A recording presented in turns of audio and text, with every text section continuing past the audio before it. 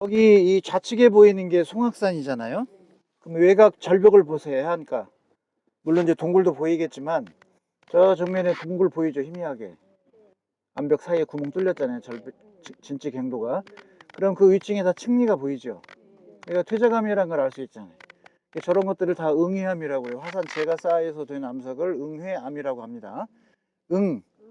응결하다, 재회자예요. 그러니까 재 같은 것들이 응결해서 생긴 암석을 응회암 이렇게 표현을 합니다.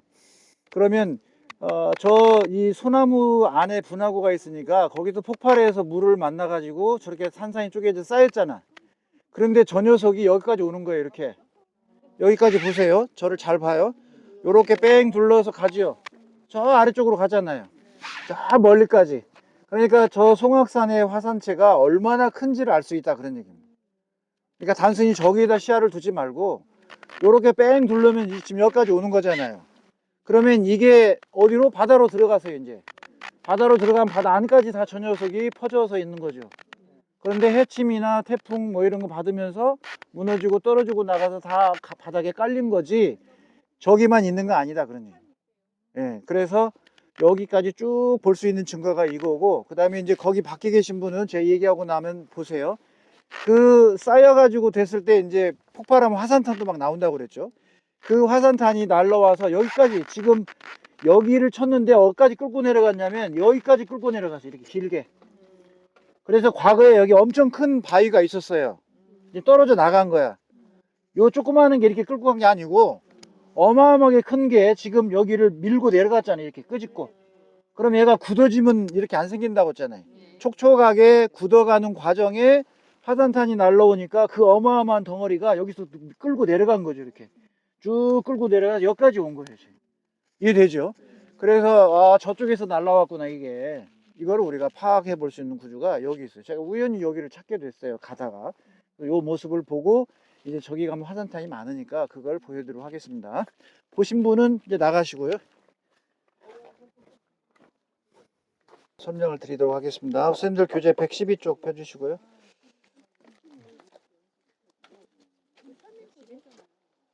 옆 사람 같이 보세요. 없으신 분들은.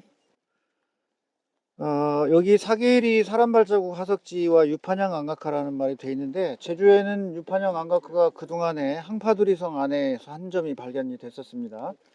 그러다가 이곳 사람 발자국 화석지에서 저와 구본술 전 교장선생님이 함께 찾았습니다. 먼저 구본술 선생님이 찾아서 저에게 얘기를 해서 이제 확인을 했는데, 118쪽을 한번 볼까요? 118쪽을 보면 사슴 발자국과 동물 발자국들이 보일 거예요.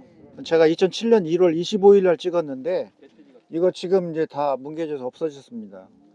왜냐하면 이암층에 있는 건데 진흙 밟아보셨잖아요. 그러니까 이게 이제 발굴할 때는 우리가 공룡 발자국 발굴할 때도 층을 뜯어내는 거거든요. 그 층을 뜯어내는 순간 이제 공기와 닿고 이렇게 하면서 바로 뭉개져요. 그래서 건물을 뒤집어 씌우지 않는 이상은 보호하기가 어렵습니다. 그러니까 덮여져 있을 때는 모르는데 이게 뜯어져서 우리 육안에 이제 등장하기 시작하면 자, 바닷물로죠. 또 나가죠. 그 진흙 이암이 금방 젖었다가 나갔다 하면 어떻게 돼요? 층이 이제 뜯어져서 나오는 순간. 그래서 제가 2007년 1월 25일 날 찍은 사진도 귀한 사진입니다. 사실은. 지금은 들어가지도 못하고요. 거기에 119쪽에 보면 요 119쪽에 저 삼방산 보이죠? 그리고 바위 하나 보이나요? 요거. 그게 요거예요. 아래 거. 그래서 제가 동그라미 쳐서 사진을 해놨죠? 바로 유판형 안각화입니다. 정말 신비롭죠. 그래서 이게 이제 제가 암각화 학회 또 회원이기도 하고 이번 작년 6월에 몽골 답사 갔을 때 암각화 조사 팀에 7명이 같이 갔는데 학자분들하고 그 전에 이거를 거기에 이제 보고를 해서 이달 20일에 이 학회의 이 회장단이 여기 답사를 들어와요. 이거 좀 보러 제공한 정보를 보러. 그래서 이거는 누가 봐도 유판양 안각화입니다. 그냥 구멍이 아니에요. 예, 그죠? 이게 우연히 이렇게 뚫릴 수 있을까요? 안 됩니다. 이건 사람의 인위적인 게 들어간 거예요. 그런데 이게 돌아다니는 돌이잖아요. 지금 붙어 있는 게 아니에요. 모함이 아니라고. 그래서 이게 그 자리에 있으라는 법도 지금 없어요. 그잖아요. 파도와 뭐 해류에 의해서 왔다 갔다 할 거니까.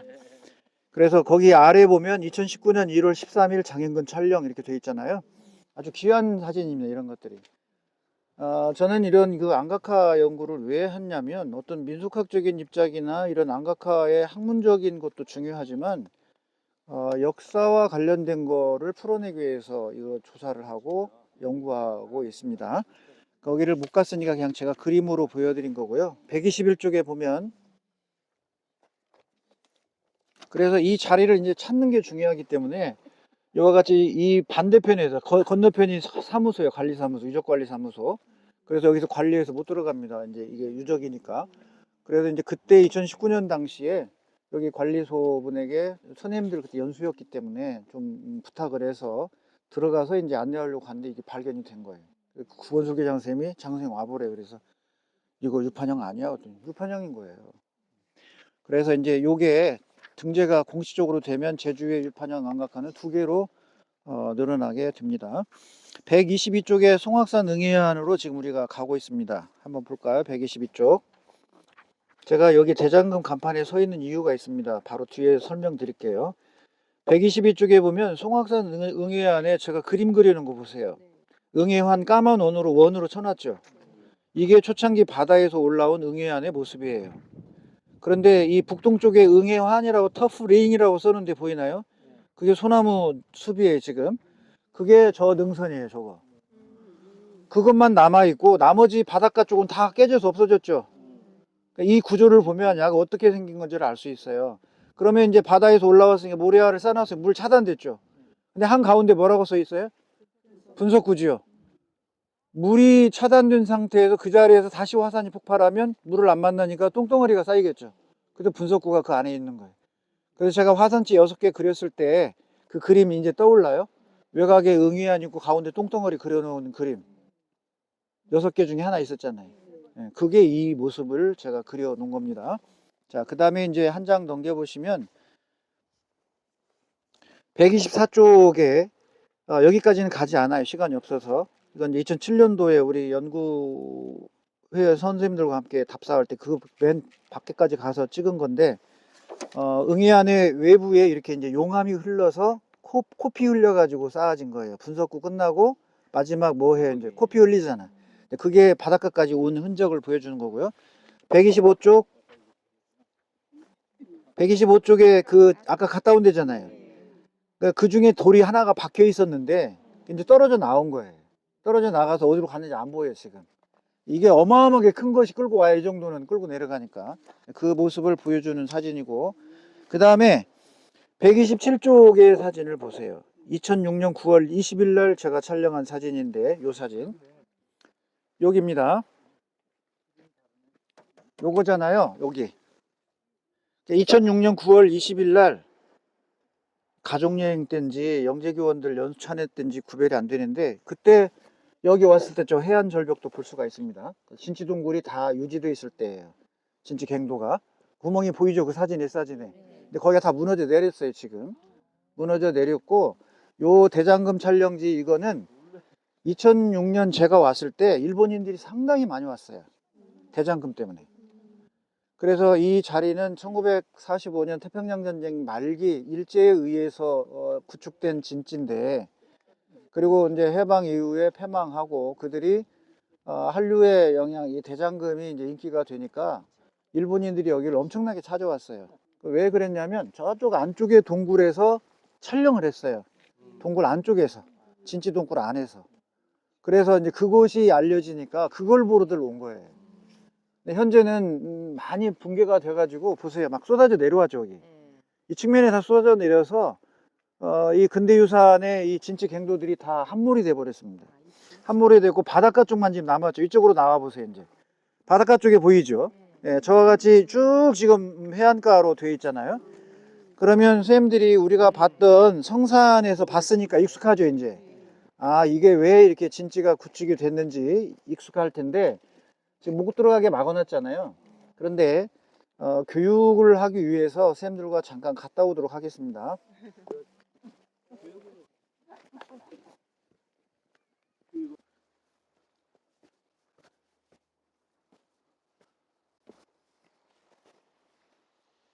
계속 이렇게 압박을 하고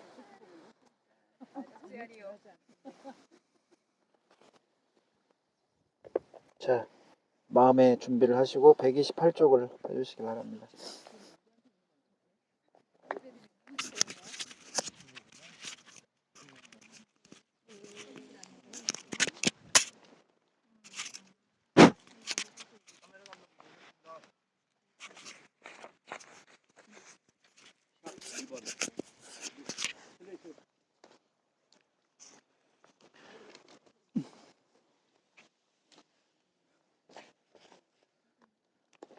날씨 좋죠?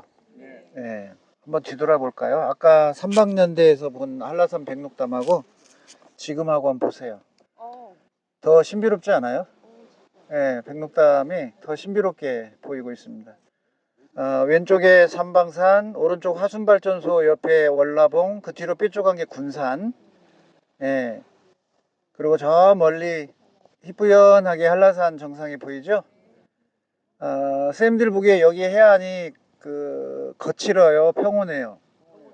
평온하죠. 그러면 함선이 상륙하기 좋은 거예요, 안 좋은 거예요? 아주 좋죠. 왜냐면 해안가가 막 바위들로 막 들쑥날쑥해서 저렇게 오다가 좌초될 수도 있잖아요. 지금 마라도에서 오는 배인데 여기서도 마라도 갑니다. 모슬포에서도 가지만. 자, 그러면 저게 함선이라고 생각해 봐요. 전쟁 당시 함선. 군함이 저렇게 오면 저 군함이 연합군 배입니다. 그러면 여기를 지키고 있는 지금 일본군, 물론 그 일본군의 일부는 우리 조선인도 지금 끼어 있습니다. 그러면 여기 지금 좌측에 있는 저 동굴 속에 긴 어뢰 같은 자살특공대를 운영했어요. 긴 어뢰정 같은 형태. 여러분들 그 배 잠수함에서 어뢰정 나가는 거 보였잖아요, 영화에서. 그와 똑같은 형태를 만들어 가지고 앞에는 폭발물을 싣고 가운데 사람이 탑니다. 그래서 사람이 조종해서 그대로 저 진지에 있는 그 어뢰정, 가이텐 진지라고 하는데 거기에 있는 그 어뢰 같은 생긴 자살특공 병기를 끌고 가서 부딪혀서 죽는 거예요. 여기는 성산에서 봤던 그 갱도하고 다릅니다. 어떤 다르냐면 길이가 달라요. 훨씬 길어요, 안으로. 왜냐하면 그게 어뢰정 같이 생긴 게 길었거든요, 형태가. 그래서 그 그림이 128쪽에 있습니다. 128쪽에 그림 128 어떻게 똑같네요. 그림 128 아래 128쪽 됐죠? 일명 인간 어뢰라고 하는 건데 이 사진은 제가 세달노름 위에서 당시 전주교육청 그 유공교원들 연수를 여기서 2박 3일 한 적이 있었는데 2012년도에 그 사진입니다. 그래서 그 가이텐 진지에 있었던 인간 어뢰 무기가 그렇게 생겨 있는 거예요. 일본인 학자가 지금 증언하고 있는 영상물입니다. 그거를 제가 천으로 떠서 만들어 놨습니다. 자, 그러면 여기뿐만이 아니라 지금 이제 오기 전에 성산에 이렇게 돼 있다는 걸 눈으로 보셨죠? 그럼 서귀포 쪽에 시내 중심에 외돌개 가보셨어요? 외돌개. 그 외돌개 있는 쪽이 삼매봉 쪽인데 그 삼매봉 쪽 해안가에 황우치 해변이라고 있어요. 황우치 해변. 12굴이라는 굴이 있습니다. 그 12굴이 이거예요. 그러면 남쪽에는 그 삼매봉 아래에 황우지 12굴이 있고 동쪽에는 성산에 이 자살특공진이가 있고 북쪽에는 어디에 있냐면 서우봉, 우리가 갔던 함덕 북촌초등학교 아시죠? 그 북촌초등학교 위령비에서 제가 이 서편에 있는 서우봉 얘기를 했었어요. 그 서우봉 해안가에 북쪽에 이 자살특공대 진지가 있습니다. 그럼 서쪽은 어디냐? 수월봉이에요. 그래서 총 5군데 해안에 일제가 자살특공대 이 진양부대하고 이런 가이텐 부대를 운영을 했어요. 그래서 이런 자살특공대 교육도 고산에 있는 학교에서 시켰고 그런 사진이 이제 실제로 증거물로 남아 있습니다. 그 중에서 선생님들이 와 계시는 이곳은 검은모래죠. 검은모래 해변이 이제 익숙해요. 작가 구소은에 의해서 검은모래가 소설화되어 있으니까 더 친숙한 느낌이 들 거고 불어 저 안으로는 제가 안 들어갑니다. 여기 지키려고 해요. 그런데 저기 지금 화산탄 한번 보세요. 뒤로 약간 물러가지고 오른쪽으로 가보세요. 어마어마한 게 날라왔죠. 이게 날라와서 층이 완전히 굳지 않았으니까 끌고 내려왔잖아요. 자, 그리고 선생님들 거기 계세요. 저만 갈 테니까 화면을 한번 보겠습니다. 자, 여기도 요렇게 주머니를 만들어 놨죠. 이거를 탄망이라고 그래요. 뭐라고 한다고요? 탄에 의해서 생긴 주머니다. 산낭 구조가 생겨서, 그 다음에 얘도 날라온 방향이 이쪽 방향에서 이렇게 내려왔죠. 이렇게 끌고 올 때 이렇게. 그래서 이 탄낭이 어떻게 박혀 있는가를 보면 이 화산탄이 어디서 날라왔는지를 알 수 있다. 지금 우리가 여기에 이 단면을 보는 거지만 실제 얘가 생길 때는 저 바다까지 지금 가 있는 겁니다. 바다 멀리까지 저기까지도 갔었잖아요. 그러니까 저거를 그대로 원형으로 돌려서 들어가요, 안으로. 그럼 이게 거대한 산등성이 돼가지고 이 중심지는 어디냐면 저 위에 있어요. 소나무 안에 분화구가 있으니까. 이렇게 거대한 화산체가 바로 송악산 응회 환이라고 하는 거다, 그런 얘기입니다. 자, 그럼 이제 선생님들 잠깐 이쪽으로 오시고요.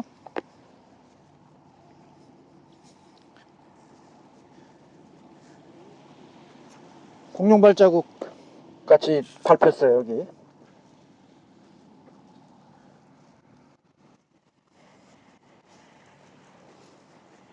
지금 제가 그리는 게 제주도입니다.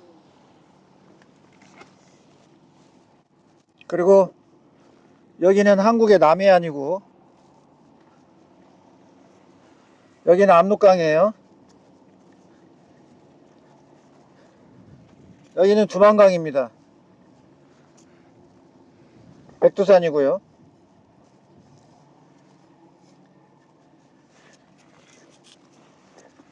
여기가 요동반도입니다. 여기가 대련이고 여순이 있는 대련 일대예요. 대충 감 잡았죠? 그러면 이 진지를 구축한 게 1945년 4월 15일 이후부터 본격적인데, 우리가 가는 이 알뜨르 비행장은 사실은 1926년부터 구축을 하기 시작했어요, 거기는. 그래서 쓰임새 하다가 1937년 중일전쟁 때 일본 규슈에서 중국 본토 폭격대가 뜹니다. 떠서 공습을 해요, 서해를 건너서. 그리고 돌아올 때 되면 기름이 부족해요. 그럼 알뜨르 비행장에 착륙합니다. 그래서 기름을 보충해서 규슈로 넘어갑니다. 그래서 알뜨르 비행장은 1920년대 후반부터 구축을 해서 태평양 전쟁 때까지 계속 변화를 겪습니다. 좁은 면적에서 나중에는 막 서너 배 초창기보다 늘어나게 되고 거대한 군사시설이 되는 거죠. 그런 알뜨르 비행장을 우리가 좀 이따가 건너갈 거고, 그래서 본래 45년 1월경 되면 제주에 약 1000명 정도 일본 군인이 있었어요. 1000명 정도 있었는데, 여기에 일본을 한번 그려볼게요. 여기에 지금 홋카이도가 있고,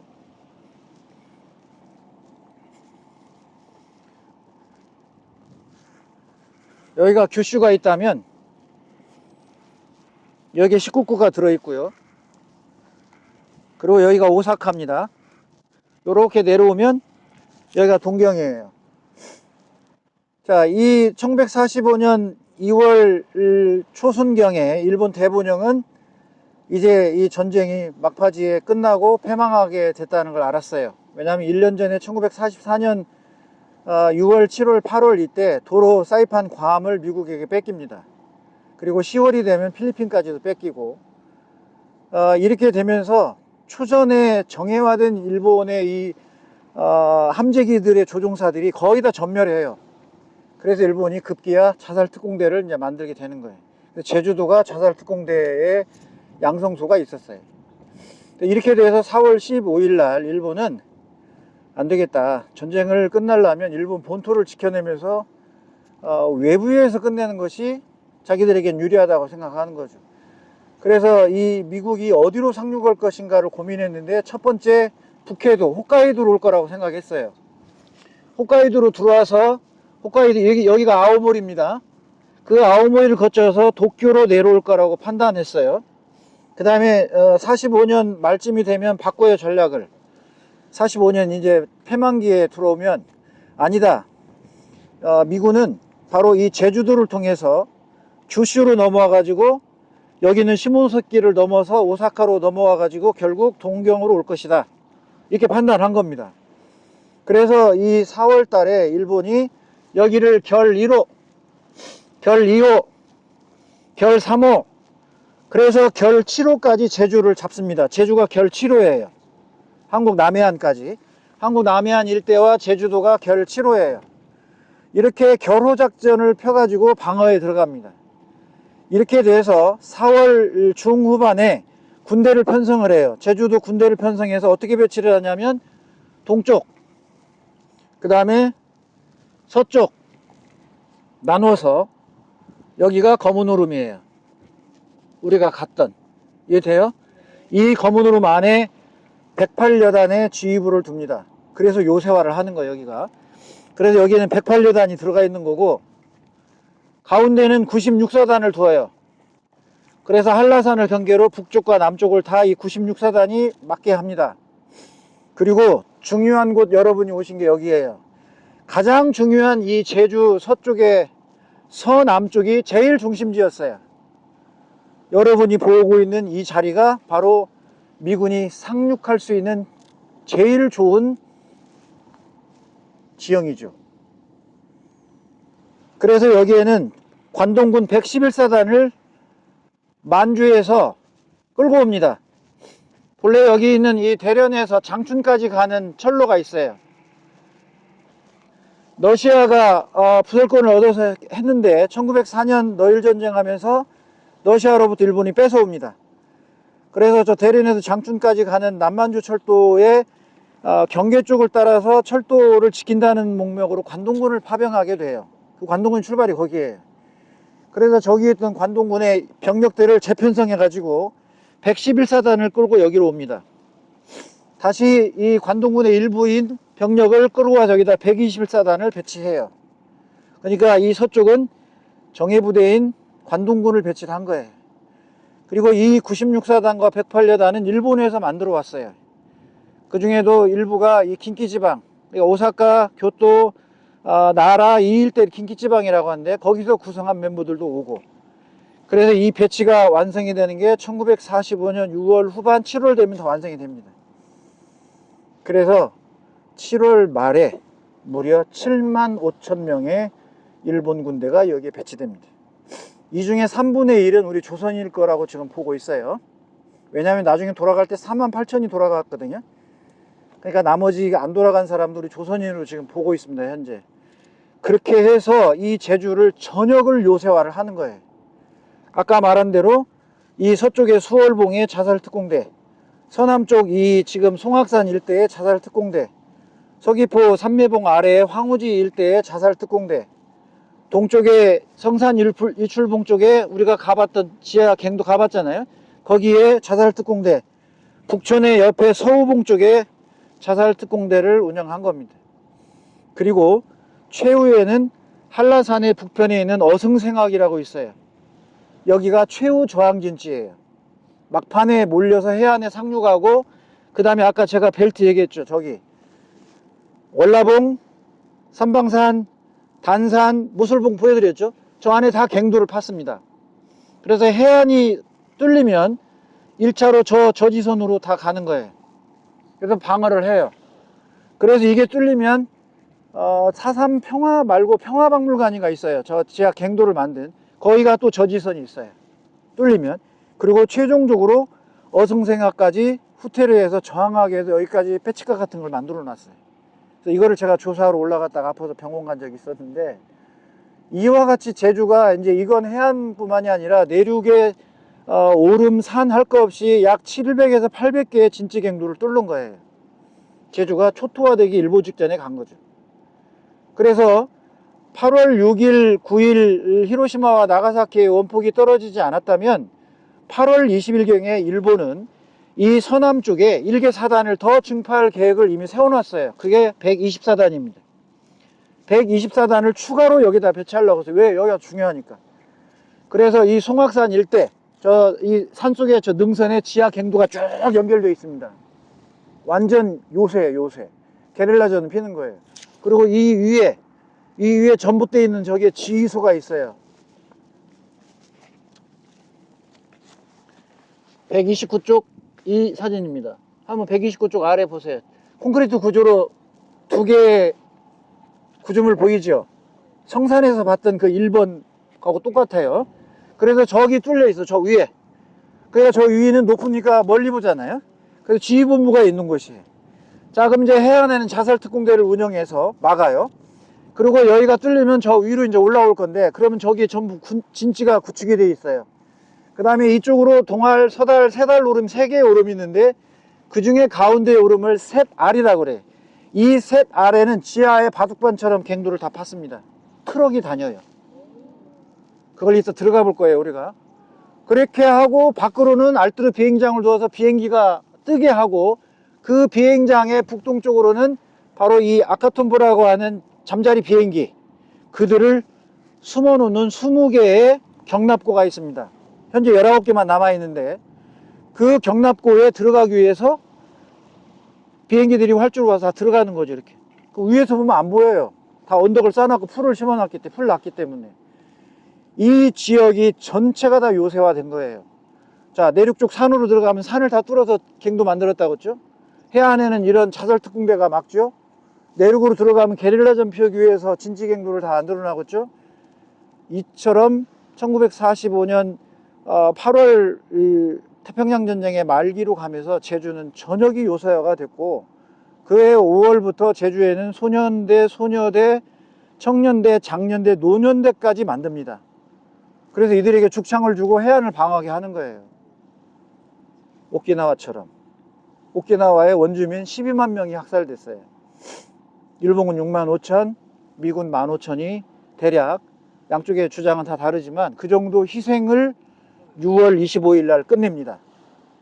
3월 25일 날 이오지마가 함락이 되고 바로 오키나와로 올라왔고요. 이게 6월 25일 끝났어요. 다음 목적지는 제주도입니다. 이해되셨죠? 뭔 말인지. 그러면 결 2호부터 결 7호까지 본토 방어에 주력하다가 패망쯤에는 제주에 올인하는 겁니다. 왜? 미군이 여기로 상륙한다고 확신을 했기 때문에. 그래서 여기에 군사령 군단을 편성해서 58군을 배치를 해서 이렇게 대대적인 병력이 와 있었다 그런 얘기예요.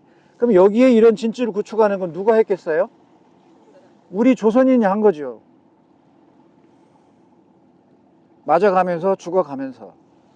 그리고 지금은 저렇게 흉측스럽게 상처로 남아 있습니다. 제가 저 갱도 안에서 영직상들에게 태평양 전쟁사 강의를 했어요. 세계 전도를 펴놓고 유럽부터 시작한 산업혁명부터 1차 세계대전, 2차 세계대전, 태평양 전쟁, 그리고 그 마지막이 이 제주에서 제국주의가 끝나는 겁니다. 좀 이해돼요? 그 인류 문화사의 근대라고 하는 시대에 산업혁명과 제국주의가 태동해서 우리 이 한국에는 결국 식민지로 전락을 하게 되고, 그 결과 힘없는 이 국민들, 백성들은 노예로 태평양 전투에 끌려가고, 일부는 이런 데 와서 굴을 파고, 일부는 비행장을 한다고 삽으로 다 파서 나르고, 이런 고통 속에 살아야 했다 그런 얘기입니다. 그러니 선생님들이 왜 제가 제주를 이토록 가치 있게 활용하려고 하는지를 아실 거예요. 더 이상 말하지 않아도 선생님들이 그 감을 잡을 것이고, 저 상처는 굴속에서 제가 성산 갱도에서 설명했으니까 의미는 여기서는 생략을 하고요. 그래서 이러한 전개 과정 속에서 제주도가 있는 거지, 그냥 제주도만 똑 띄어져 있고 이런 진지가 그냥 있네 이렇게가 안 된다 그런 얘기입니다. 그래서 큰 그림의 역사 교육을 여기서 할 수 있다 그 말씀을 드리고, 이제 실제로 있었던 곳을 가보는 시간을 가질 텐데요. 기념사진을 하나 찍고 출발하겠습니다. 이쪽으로 오세요.